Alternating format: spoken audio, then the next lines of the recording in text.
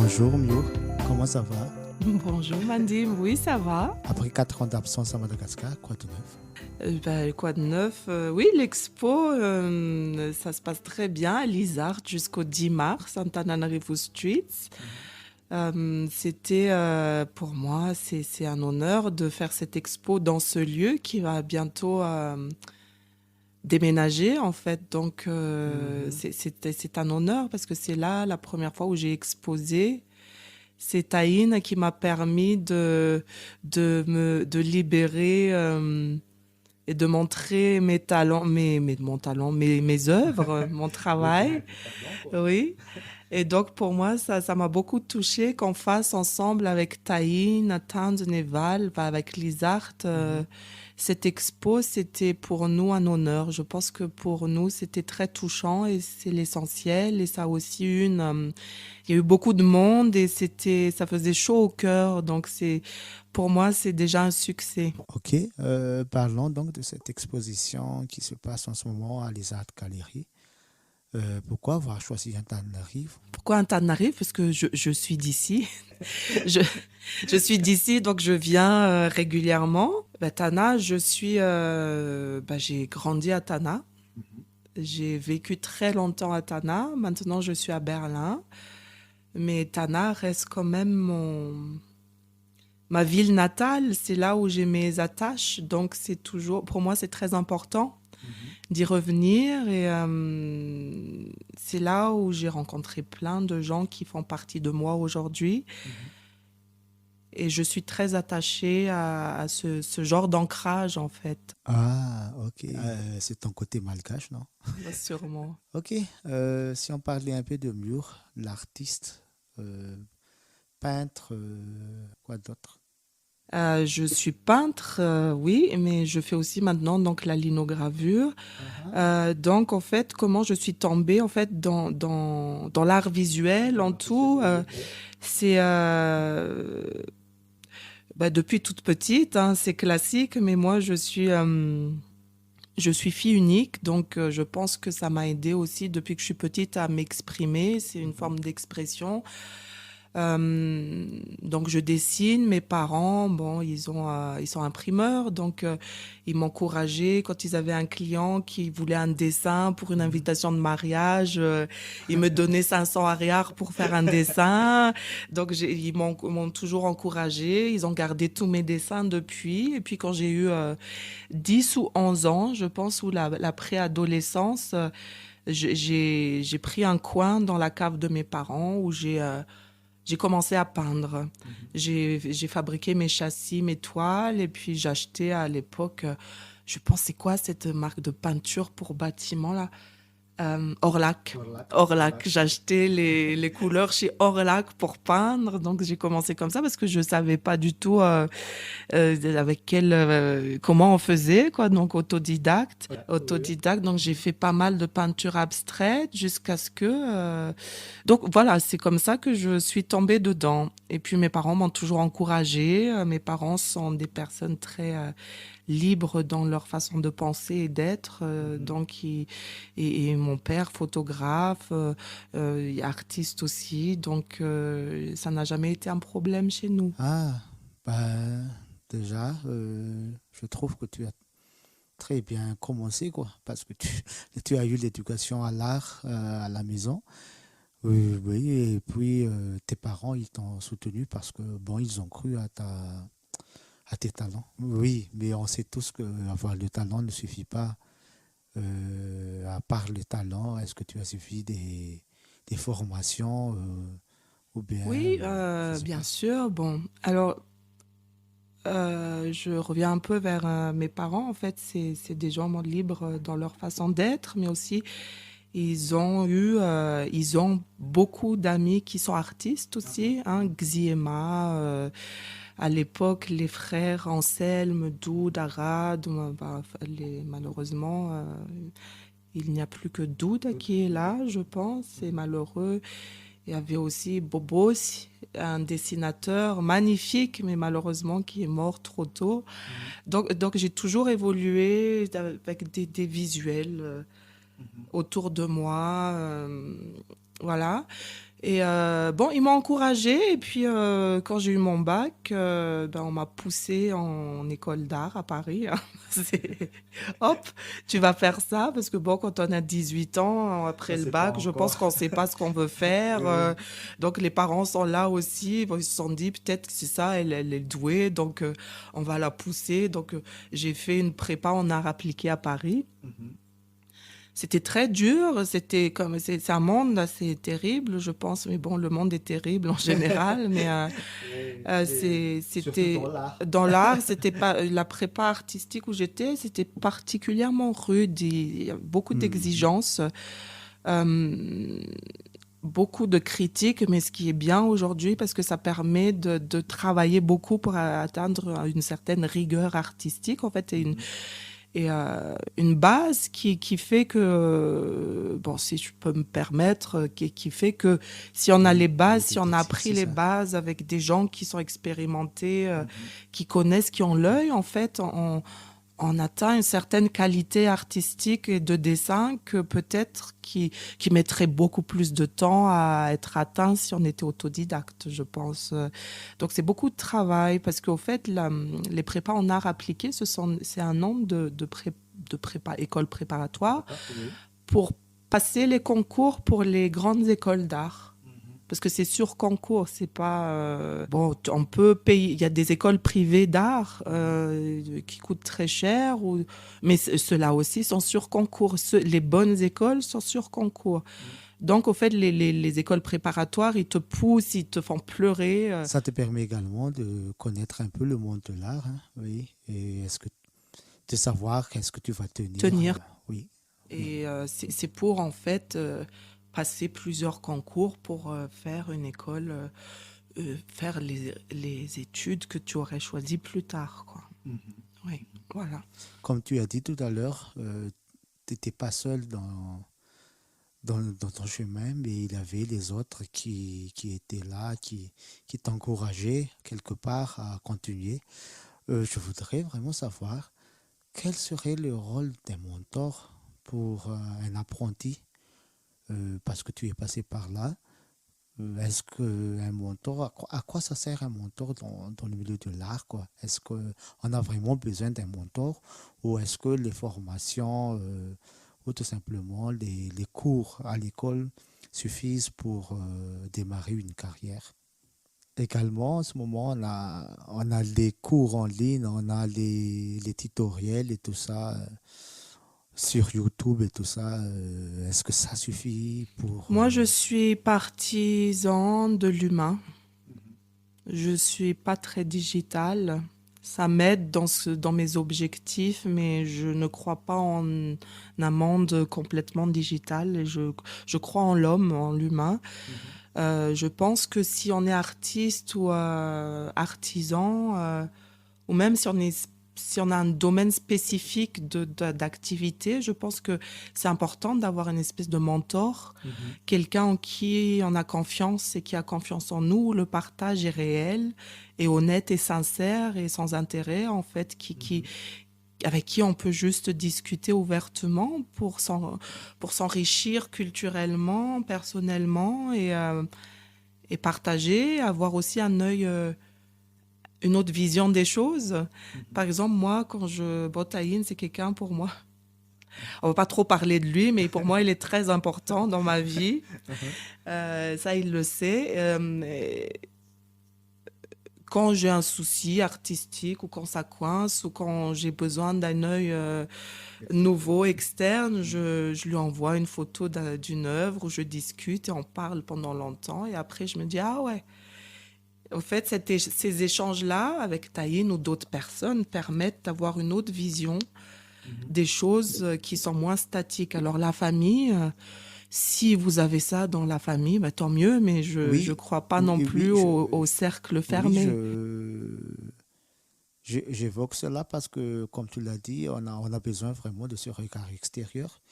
Et quand on commence, il y a toujours le cercle familial qui est le premier cercle qui va voir nos œuvres.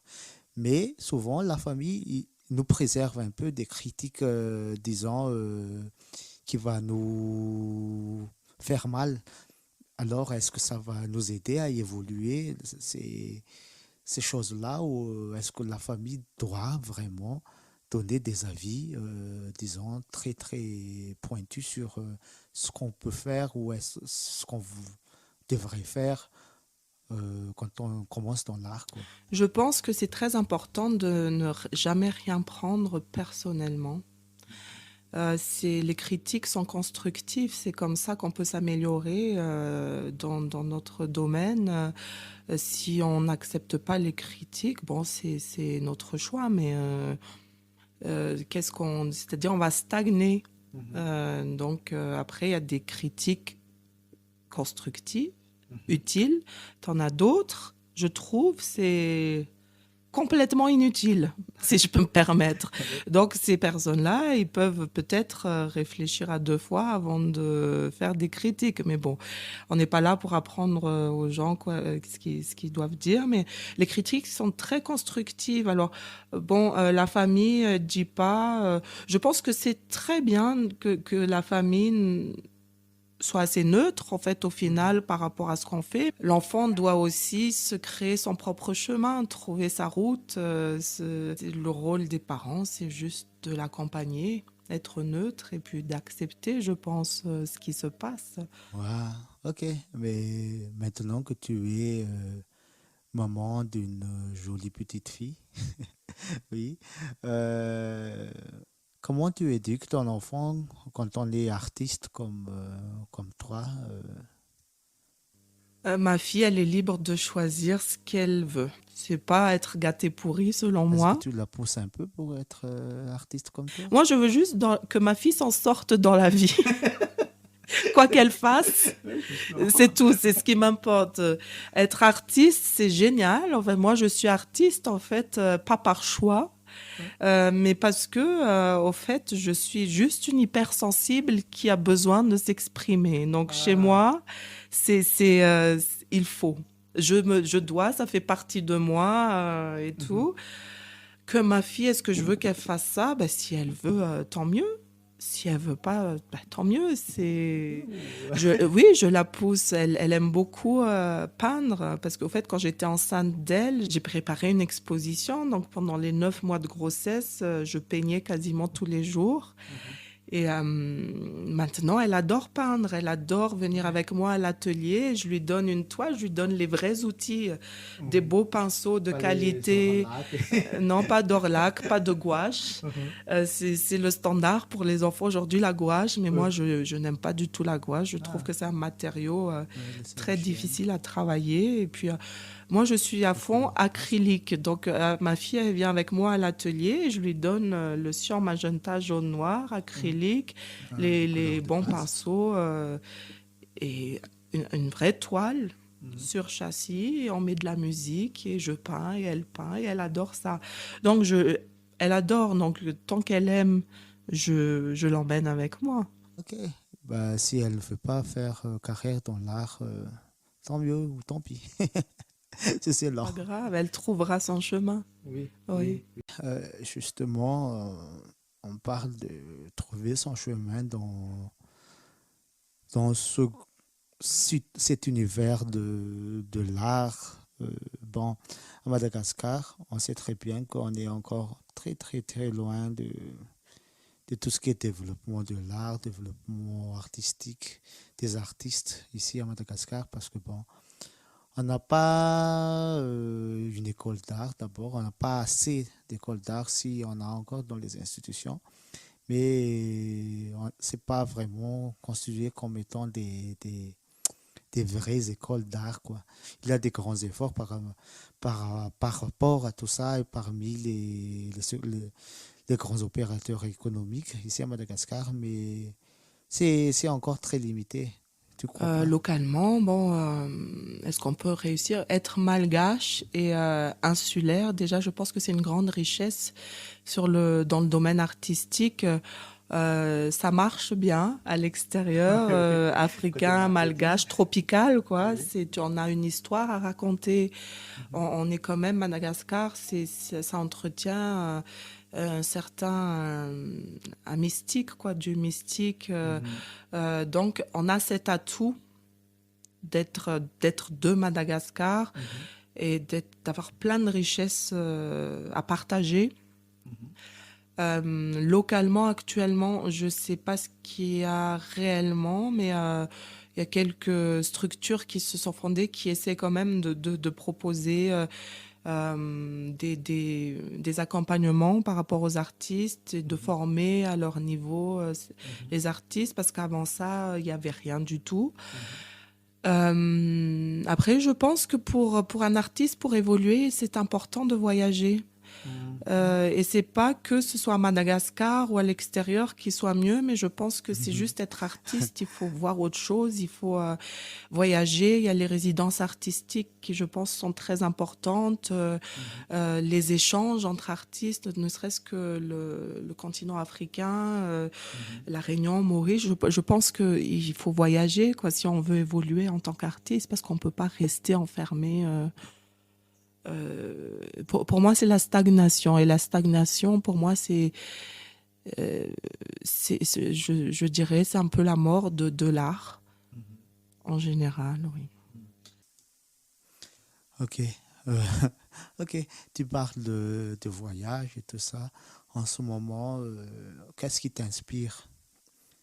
Quel sujet t'inspire? Quel milieu, quel monde t'inspire? Bon, ce qui m'inspire, en général, mon art, ce qui m'inspire, c'est l'humain. Comme j'ai dit antérieurement, l'humain, c'est ce qui m'intéresse. L'humain, la culture, l'identité. Les standards, les biais cognitifs qui font l'identité, en fait, mais qui peut-être ont des avantages, mais des fois plein d'inconvénients aussi. Les standards dans lesquels on a été élevé, dans lesquels on a grandi. Et ça, c'est ce qui m'inspire. Et donc, voyager, pour moi, c'est très inspirant. Par exemple, là, je suis à Tana. Je connais Tana. J'ai été élevée ici. Donc, je connais un peu comment on grandit, comment on a été éduqué. Donc, les ouvertures et les barrières qui sont en nous. J'ai une familiarité. Mais j'aime bien aussi, quand je voyage, retrouver dans d'autres cultures ces mêmes barrières et ouvertures, mais qui sont différentes peut-être, ou pareilles. Donc, c'est les phénomènes sociaux, en fait, qui font que l'humain agit, interagit d'une certaine manière. C'est ce qui m'inspire. Tu parles de barrière, d'ouverture, mais qu'est-ce que tu entends par là, quoi? Les barrières et les ouvertures, bon... Disons que, par exemple, un enfant a toujours aimé l'art, mais les parents lui ont dit, mais non, mais il faut que tu sois docteur, par exemple, et grandit. Alors, il se pose plein de questions, par exemple, sur Dieu, mais on lui dit, mais non, mais il faut que tu sois telle religion, parce qu'on est comme ça, tout simplement. Si on est une femme, dans le monde aujourd'hui, c'est difficile d'être une femme. Alors, c'est plus facile dans certains pays que d'autres, mais quand on est une femme, il y a des pays où on éduque la fille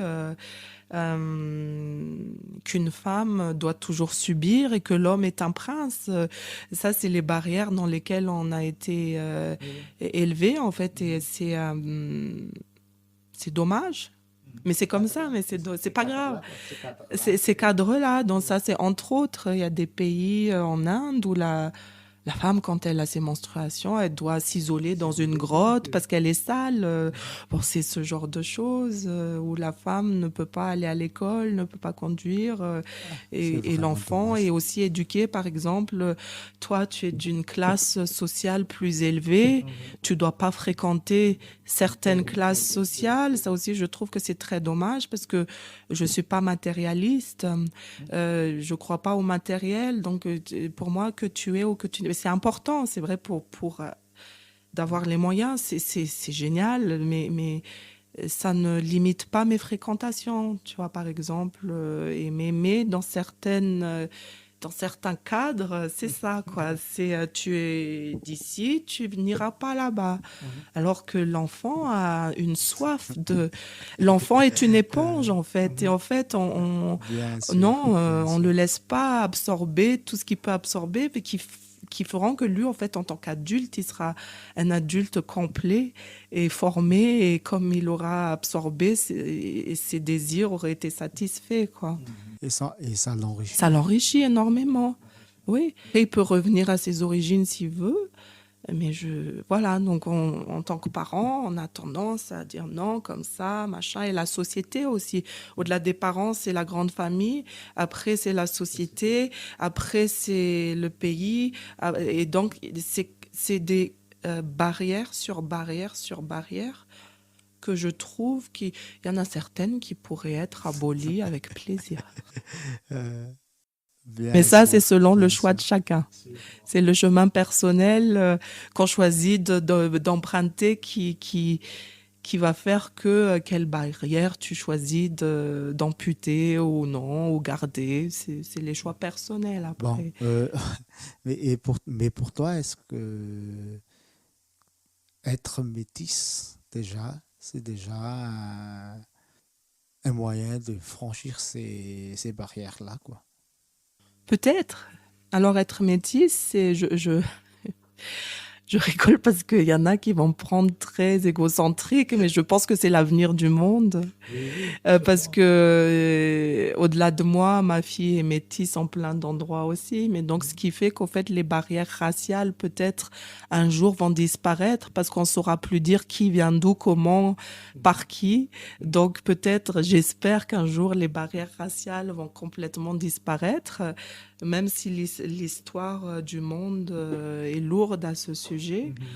Mais donc, je pense que mais être métisse, oui et non, je dirais, c'est parce qu'en fait, être métisse, c'est qu'à Madagascar, je suis pas malgache et à l'étranger, je suis pas étrangère. Donc, c'est aussi une recherche identitaire, hein, ce qui fait qu'aujourd'hui, je m'intéresse justement à l'identité, à la culture. C'est qu'en tant que métisse, moi, ça m'a j'étais un peu perdue au départ, mais d'où je viens réellement, parce que voilà, donc j'ai entamé une recherche personnelle, ce qui fait qu'aujourd'hui j'embrasse parfaitement les deux côtés. Et oui, bon, ça a permis que je m'ouvre aussi une certaine ouverture à l'autre culture, parce que je suis exposée aux deux. Ok, Donc ok. oui, sûrement ça m'a aidée, oui. Oui, oui, et ça fait partie de toi. Ça fait Bien partie de sûr, toi. bien sûr, Madagascar restera toujours tiendra toujours une grande place pour moi.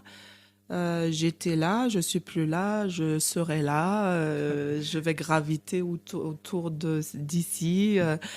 Mais justement, pour moi, l'identité est importante, mais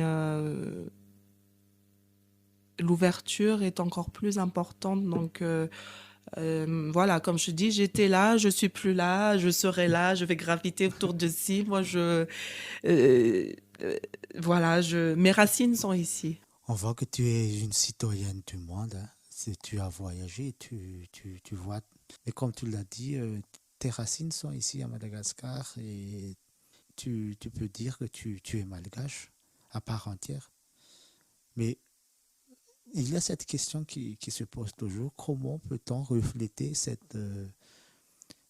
je voulais pas dire malgachitude, mais cette identité malgache dans son art quand on est artiste international qui est ouvert au monde comme toi, quoi. Oui, bon, bon, à l'étranger, les artistes, il y en a beaucoup. À Berlin, par exemple, tout le monde est artiste. Donc, si on fait un truc général, peut-être on va pas trop s'en sortir. Donc, ça dépend de toujours là, c'est un choix, hein. On peut aussi avoir l'identité, jouer sur son identité en tant que malgache, mais pas forcément, quand tu dis mettre un truc malgache dans mon art, c'est quoi? Qu'est-ce que tu veux dire Justement, par là? justement, Tu vois, justement, c'est quoi? c'est quoi? Oui, parce on peut dire qu'on ouais, on voit baobab, zébu et tout, mais il y a d'autres manières de traiter son identité, en fait, je pense. Et c'est dans le narratif qui est important. Ça, c'est en voyageant et en pratiquant mon art à l'extérieur que j'ai enfin compris que le narratif, en fait, le talent est important, la qualité de ton art est très important, mais c'est aussi surtout le narratif qui est important. Donc, comment tu présentes ton art en tant que malgache, quel côté de Madagascar tu choisis de travailler. Par exemple, si tu veux te concentrer dans ça, mais après, le résultat de ton travail peut être très abstrait, peut être une installation ou autre. On n'est pas obligé de faire des têtes de zébu, mais c'est un peu, c'est le stéréotype, quoi. Oui, Mais, justement, euh, c'est le mais stéréotype. euh, Quand on est artiste, on est également appelé à répondre aux normes et aux exigences du marché. Euh, Comment tu trouves, disons, ces catégorisations imposées par le marché? Euh, Quels sont les effets de ces, disons, ces exigences-là par rapport à votre démarche artistique? je pense que c'est difficile parce qu'au fait, bon, tout dans la vie doit être structuré d'une manière ou d'une autre.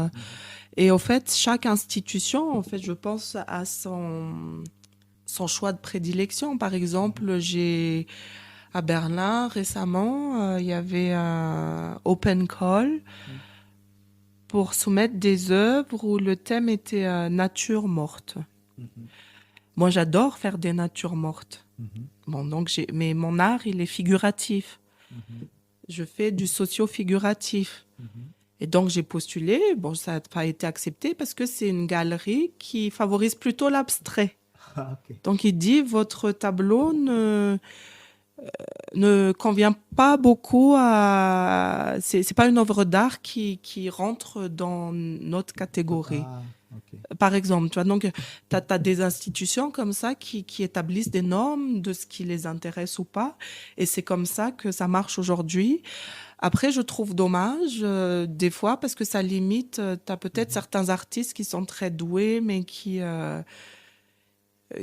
n'ont pas la possibilité, parce qu'il y a des normes, justement, qui font qu'ils ne sont pas acceptés. C'est souvent aussi toujours les mêmes artistes qui tournent. C'est les mêmes artistes qui ont reçu des prix et des subventions, qui reçoivent d'autres prix et des subventions. En fait, c'est un monde, je pense, au final, assez fermé.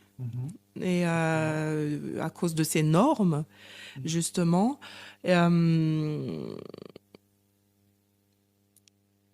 Au fait, qu'on abolisse ces normes, non. Parce que ça donne une structure. C'est comme ça que c'est. Partout, il y a des normes. Mais peut-être qu'on soit un peu plus ouvert, qu'on s'ouvre et qu'on accepte d'autres personnes qui sont un peu hors normes et qu'on essaie de voir un peu, qu'on passe un peu plus de temps sur l'humain parce que les sélections de dossiers, apparemment, à l'heure d'aujourd'hui, ils reçoivent, le jury reçoit des centaines de Oh, oui. candidatures. Oui, oui. C'est comme ça, on m'a expliqué, une historienne de l'art m'a expliqué. Donc, au fait, on va pas regarder ton travail. C'est ton dossier, comment tu as écrit, comment ta biographie, Ça vient ta démarche artistique, à la comment c'est dernière écrit. phase de la sélection. Et c'est ton concept d'abord. Et ça, Donc il c'est faut le l'apprendre. texte. Ça, il faut apprendre comment écrire tout ça. Moi, par exemple, je me suis toujours dit, mais pourquoi? Mais moi, je dessine. Mon art, c'est pas les mots. Mais c'est très important parce que sur 500 candidatures, donc ils sélectionnent sur dossier. Et quand c'est mal écrit, ils jettent ton dossier, ils enlèvent, machin et tout, ils retiennent. Sans même regarder Non, parce qu'ils ont des centaines. Non. Et l'œuvre, ton travail, au fait, elle m'a dit que le travail de l'artiste, il le regarde que quand il y a les 3 derniers Ah, à ce stade. Donc, sur 500 candidatures, ils éliminent, et ils gardent pour comment on dit ça, la phase finale, peut-être ils sectionnent 3 concepts très intéressants, donc toujours écrits sur papier. Et ce n'est que là qu'ils regardent le travail, donc les œuvres et tout.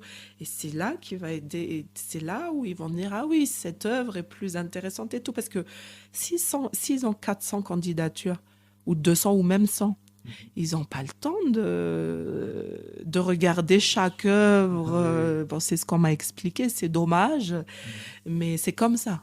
oui, c'est Comme pour ça. ça également que ça devient un peu plus fermé, hein, de plus en plus fermé, le monde de l'art, parce que bon, il y a ceux qui ont gagné des prix ou bien qui se sont exposés ici et là.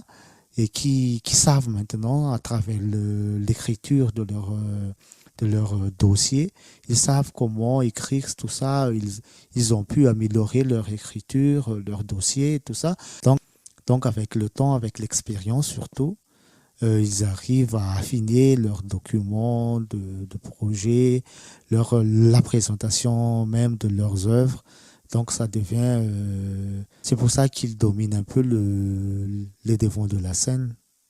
Oui, moi, pour moi personnellement, c'était génial parce que, au fait, en affinant mon narratif, j'ai pu comprendre réellement ce que je voulais dire aux gens, ce que je veux montrer à travers mon art, en fait, parce que quand c'était un peu mal écrit et tout, c'était un peu flou, je dis, ah, ils vont comprendre.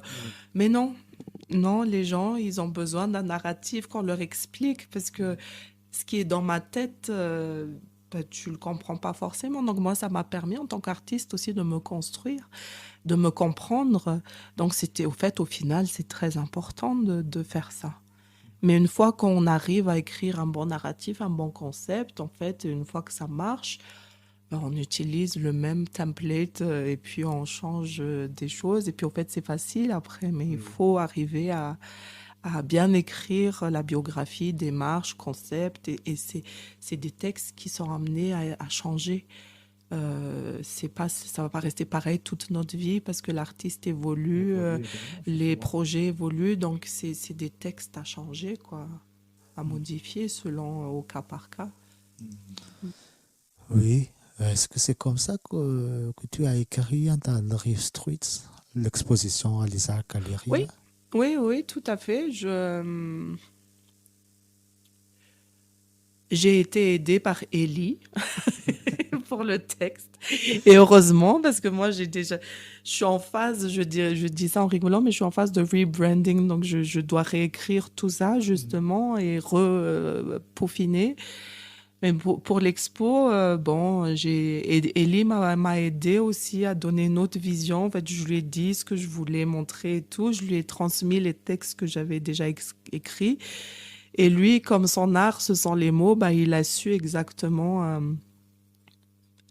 on the point, quoi, dire ce que je voulais montrer. Mais oui, c'est comme ça. C'est dans une certaine construction, un narratif réfléchi que j'ai conçu l'expo. Ça fait 1 an que je travaille dessus. Euh, voilà, et ça se voit en fait. Même moi, je le vois dans mon travail actuel qui est à l'ISART jusqu'au 10 mars. Je vois que c'est un travail qui est de plus en plus construit, qui est plus mature, plus mûr, qui est plus réfléchi. C'est moins rêveur. Oui, tu te découvres à travers ce que Elie a écrit. Oui, oui, oui. Bon, oui, oui, il a posé des mots.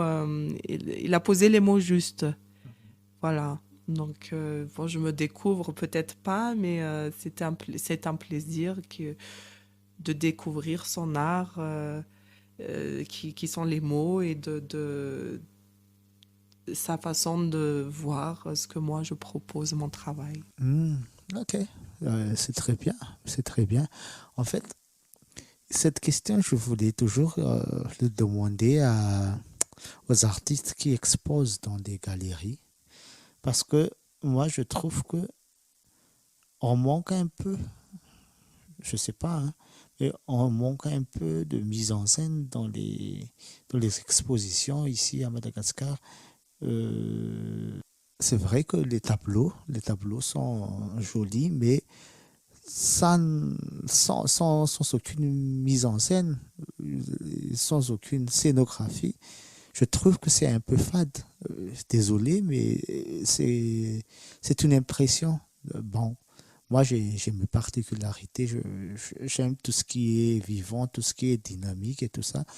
Et un tableau, aussi joli soit-il, accroché à un mur blanc comme ça, c'est joli, mais j'arrive pas à m'immerger donc dans l'univers, quoi, dans l'univers Ça de peut être l'artiste. réfléchi par l'artiste, ça peut être imposé parce que chaque galerie a sa manière d'exposer, ou ça peut être un travail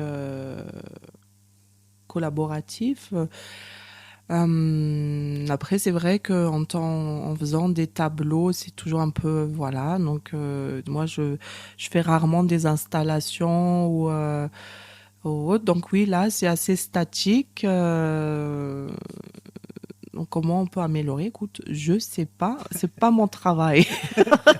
Justement, Sincèrement, je sais oui, pas. oui, oui, oui, oui, mais justement, je l'ai déjà posé à Enazo, comme quoi les artistes sont aujourd'hui, ils sont appelés à être à la fois celui qui crée ou celle qui crée les œuvres, mais également il doit s'occuper, comme tu l'as dit, il doit écrire le dossier, il doit peaufiner un peu le narratif de sa collection, jusqu'à faire le marketing Si, de ses si, tout œuvres, à quoi. fait. Bon, par exemple, moi, à cette expo, là, Antananarivo Street, j'ai filmé quelques petites vidéos de moi à l'atelier pendant le processus de production, quoi. Et ça a été projeté. Donc ça a intéressé beaucoup les gens. J'ai imprimé aussi des photos des matrices parce que c'est des plaques de linoléum qui sont gravées et ça prend entre 10 à 30 heures de travail. En fait, c'est que les gens n'arrivent pas à comprendre quand on voit une Oui, image oui. 2D statique, en fait. Donc, il y a tout ça. Et lors du vernissage, j'étais là, donc j'ai pu expliquer. Donc, peut-être c'était plus vivant. Mais effectivement, s'il y a personne pour expliquer ou autre, ben, je peux comprendre. Après, je vois pas. En fait, il faudrait peut-être que quelqu'un soit là en permanence pour animer, pour expliquer si tu as des questions, faire un atelier, tu vois, en plein milieu de l'expo, un atelier lino-gravure, par exemple, le rendre un peu plus actif, peut-être. Ça pourrait être intéressant, oui.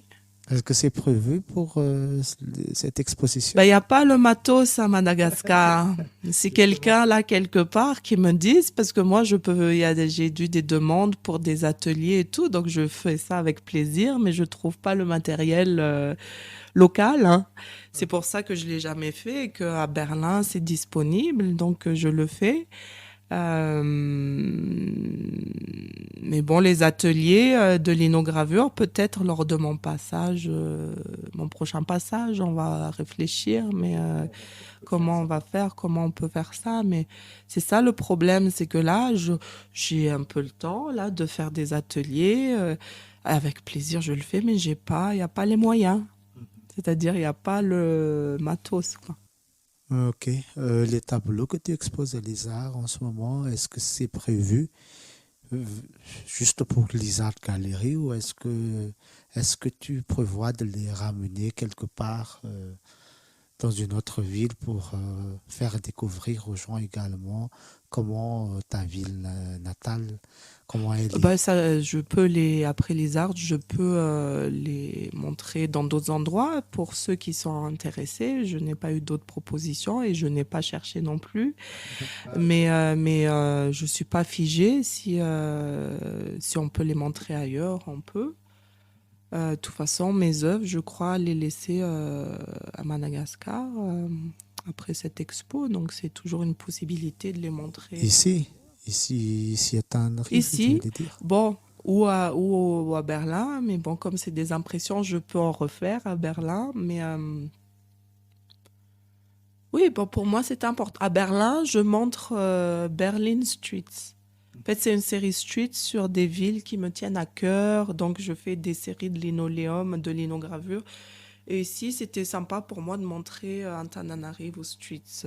Après, je peux le montrer ailleurs aussi, ou ici. Bon, ça dépend des propositions qui arrivent.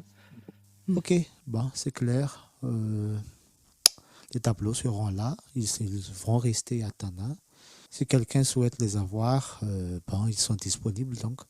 Ok, comme je l'ai dit tout au début de ce podcast, tu viens juste d'arriver à Tana, de revenir à Tana. En ce moment, tu redécouvres un peu la ville. Comment tu trouves la vie artistique ici Bon, moi, je vois que La vie culturelle, je suis pas sûre parce que moi, je fréquentais beaucoup les arts et c'est maintenant, il y a plus, enfin, ils vont déménager. Donc, moi, j'adorais ces concerts gratuits du vendredi soir. Et j'ai un ami maintenant qui dit, mais maintenant, on sait plus quoi faire le vendredi. Parce qu'avant, c'était à l'Isard, il y avait un concert intéressant, on voyait les amis et tout. Donc, moi, j'aimais beaucoup ce lieu. Après, bon, les grandes institutions, qui font les expos et les formations. C'est génial. Ils font des expos intéressantes, mais il y a peut-être pas cette vie culturelle où tu as ces rencontres que les arts proposaient, en fait. Les rencontres entre, où c'est un peu un melting pot de tout et de rien qui partagent. Euh, donc, je trouve qu'il y a des efforts. Il y a le CRAM aussi qui continue, heureusement. Euh, mais je pense que ce serait génial s'il y avait d'autres scènes, d'autres possibilités. Euh, J'espère qu'il y en aura d'autres comme ça. Ce serait un milieu vraiment peut-être honorer le monde artistique et culturel parce que c'est important pour une culture aussi pour un pays d'avoir cet aspect culturel. Voilà, donc je pense on peut s'améliorer de ce côté-là. Oui, oui. Il y a Je- encore du travail, mais oui, oui, oui. on peut. Il y a les institutions, il y en a déjà quelques-uns, des choses bien propres, bien cadrées. C'est très beau, très bien. Il manque, moi, bon, l'ISAR, c'est le seul endroit un peu alternatif. Et moi, j'aime beaucoup ça en tant qu'artiste, ces lieux-là. À Berlin, il y en a plein, des lieux très roots, Oui, alternatifs ou très dynamique. très dynamiques. Et c'est ce qui manquerait peut-être un peu aux structures un peu figées, cadrées et tout. Et je pense que, bon, j'espère que les arts continuera à être dynamique et tout. Mais des lieux alternatifs comme ça, où c'est des hubs, en fait, de rencontres Des rencontres. artistiques, tout simplement, vraies, des rencontres vraies, honnêtes, de collaboration et juste des échanges. Euh, Ce serait bien qu'il y en ait trois ou quatre ou cinq, et pas katana, mais aussi en province. Oui, oui, en Oui, province, en province, Tubéa, ouais. on a Dakar. Ok. Oui. Et les institutions également. Oui, mais ça, encore pour moi, c'est déjà une C'est structure, justement, c'est bien cadré déjà, ça en quoi. fait, tout ça vient dans ma tête parce que ce sont des plus connus. Bien sûr, oui. Ils font déjà plein de choses, mais des initiatives un peu privées comme l'ISART, toujours, Vakuka, comme tu dis, où, euh, où c'est à la bonne franquette. Ah, Bon, l'Alliance française, c'est à la bonne franquette aussi, mais mhm. des initiatives personnelles comme ça, un trip, quoi. À Décor, il avait également cette initiative 1900, ce centre culturel, quoi. Oui, et en Ospe, on avait ce truc avec Christina Cole qui a été très animé, mais bon, c'est toujours comme ça, c'est toujours ça le problème avec les centres et les initiatives comme ça, hein. Ils n'arrivent pas à À survivre. survivre, oui, bah, c'est difficile, hein. Les intentions sont bonnes, je pense, mais je veux dire, si financièrement, bah, c'est-à-dire que dans d'autres pays, il y a beaucoup de subventions. Enfin, il y a beaucoup de possibilités de subventions, par exemple, où c'est des appels d'offres, appels à projets, et on soumet notre projet. Et si on est sélectionné, ben, on est subventionné pendant un an ou deux. Oui, mais les subventions, c'est conditionné aussi, hein. Si, comme on dit, celui qui paie l'argent commande la musique. Donc, Bien sûr, mais alors, bon, ça dépend parce que au fait, si c'est vrai, mais c'est des appels à projets, donc tu soumets ton projet avec tout ce que tu fais dedans et s'ils te sélectionnent, donc c'est-à-dire ils ont un cadre, mais je veux dire à part ça, comment tu veux survivre? Parce que c'est pas en faisant des concerts gratuits qu'on va continuer, tu vois, et bon, je pense que les subventions sont importantes. même s'il y a des cadres, comme on a dit précédemment, il y a toujours un cadre, tout est toujours cadré, mais bah, c'est comme ça, c'est comme ça.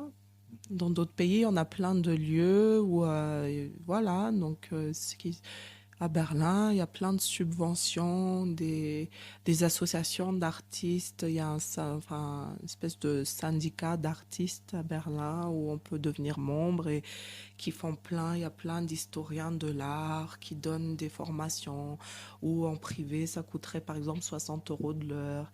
Et là, ils font des cours collectifs où pendant 4 heures, c'est 30 euros, par exemple. Tu vois, c'est des choses comme ça.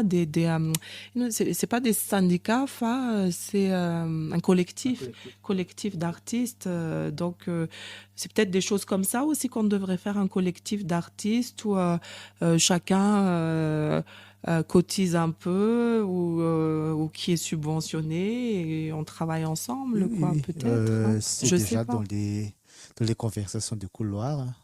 Moi, j'ai entendu parler de ça, ces artistes qui souhaitent se mettre ensemble dans les projets et de les proposer pour que ça devienne un mouvement et tout ça, quoi.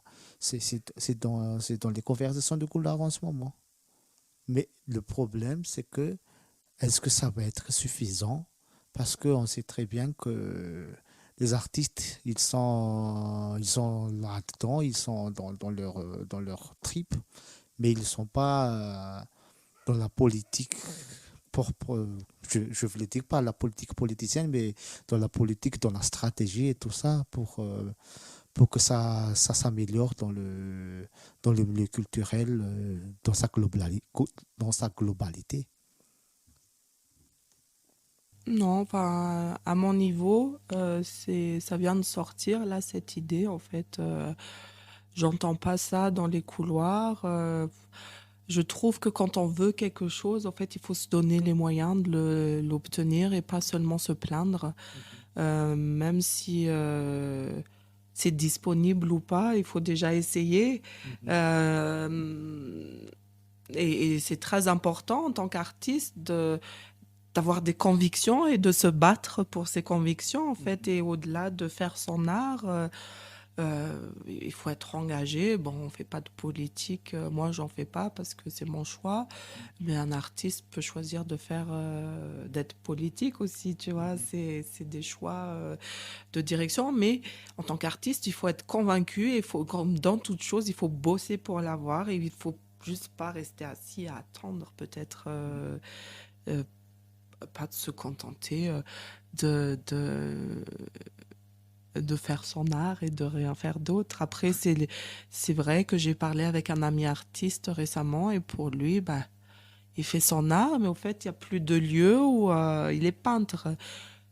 Il ne sait plus où exposer ou quoi faire avec son art. Il n'y a pas parce que, bon, c'est joli de faire dans les restos et tout, mais bon, c'est pas ça, quoi. Tu vois, c'est.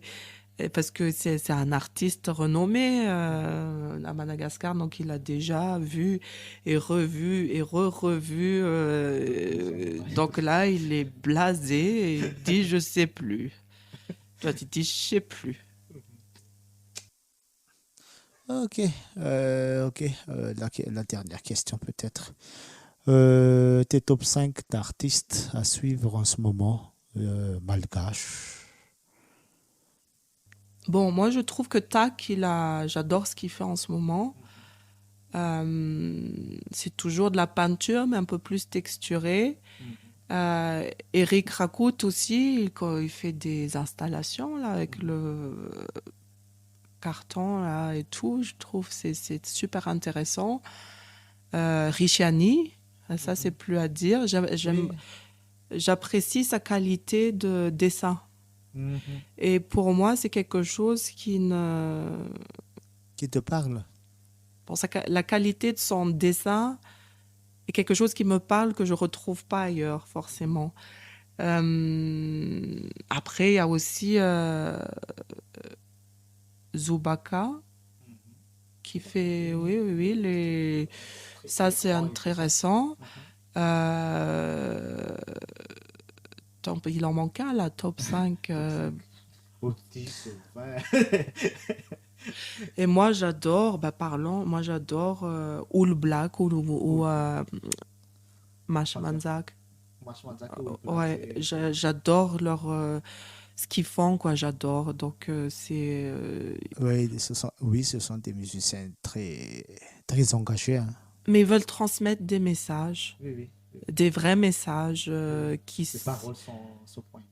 sont poignants et c'est la réalité, Et c'est ça leur parle, art. ça nous parle, quoi, Voilà, ça nous moi parle. ça me parle. Oui, En tous les cas, on parle pas d'amour, on parle pas oui, oui. de ça, c'est pas telenovela quoi, mais ils parlent donc Oul Black. Moi, mes musiciens malgaches préférés, vraiment, c'est Oul Black et Mash Manzak.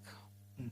Il y a des nanas aussi, mais bon, elles sont un peu plus tranquilles, elles sont moins Moins visible. présentes, je dirais, oui. Oui, et parmi les photographes et les cinéastes.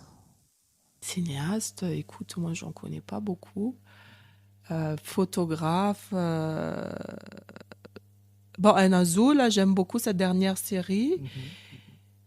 Et puis, Enzu, Enzo Enzo Raffaelli. Rafali, oui, j'aime beaucoup. Il commence à Mhm. m'intéresser. Oui, il a eu la chance d'être coincé, d'être coincé à l'étranger pendant la période de Covid. Donc, il a pu avoir le temps là-bas de voyager d'abord et de découvrir, d'affiner, comme on a dit, sa démarche artistique, hein. Donc, maintenant, il commence vraiment à être un incontournable dans le milieu de la photographie en ce moment. Oui, Il oui. a un message. Il a un Il a un message. message et c'est ça le narratif Mhm. justement qu'on parlait, c'est important.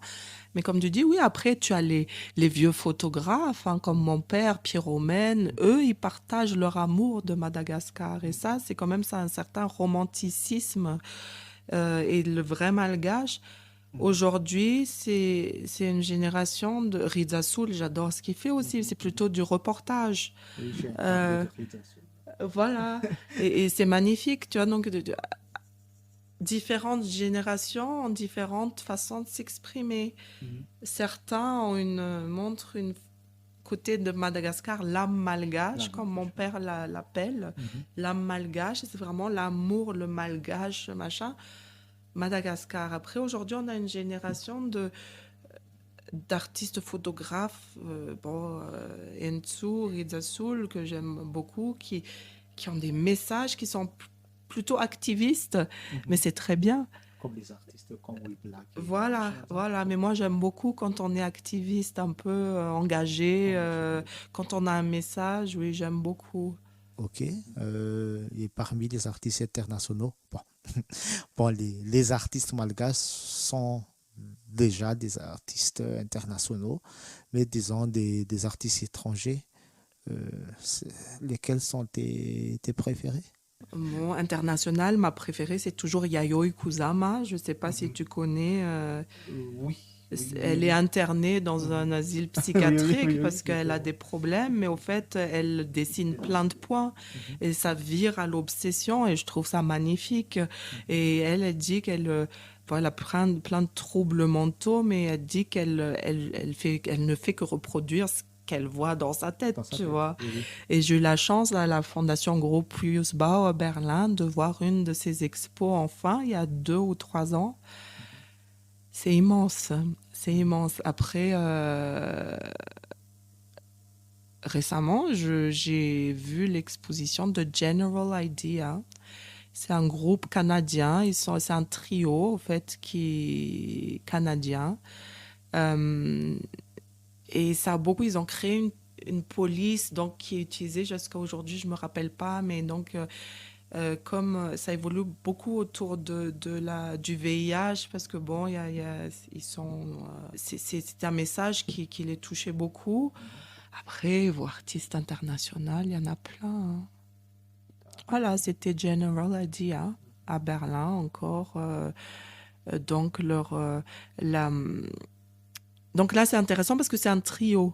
Mhm. Parce que quand on est artiste solo, en fait, on a ce qu'on veut Mhm. faire et on le fait. Quand on est un trio, c'est une collaboration. Donc, c'était très intéressant Il y a parce qu'il des y avait conflits, il y a des plein, voilà. concessions, il y a des... Mais ils sont arrivés quand même depuis, c'est des artistes de 1990, hein. Hein? Euh, Ils en ont imposé, tu vois. Donc, c'est très éclectique. Il y a des toiles, il y a des installations et tout, mais toujours constant. Donc, c'est intéressant aussi de voir l'association justement de plusieurs artistes. C'était très important. Wow, merci Mur pour cette discussion. Bon, c'est vrai qu'on n'a pas eu le temps de tout aborder, mais j'espère qu'on a quand même pu faire le tour des questions qui nous importent et des sujets qui nous tiennent à cœur. Euh, une heure, ça ne suffit pas. Bah, tu t'inquiétais quand même si une heure n'était pas trop lourd. J'espère qu'on se reverra encore pour d'autres activités. Et d'ici là, porte-toi bien. Ben, Merci. on a bien parlé. Oui, on a bien parlé. Non, mais c'est génial. Oui, c'est ravi de partager un peu. Et puis, je t'encourage à encourager d'autres à partager encore plus parce que le partage est Oui, important. oui, le podcast, c'est vraiment fait pour ça, quoi. C'est vraiment, on a conçu ce podcast vraiment pour qu'on puisse discuter de ces questions qui nous tiennent à cœur, de discuter du monde où on vit et de parler de tout et de rien, hein. Vraiment de ça.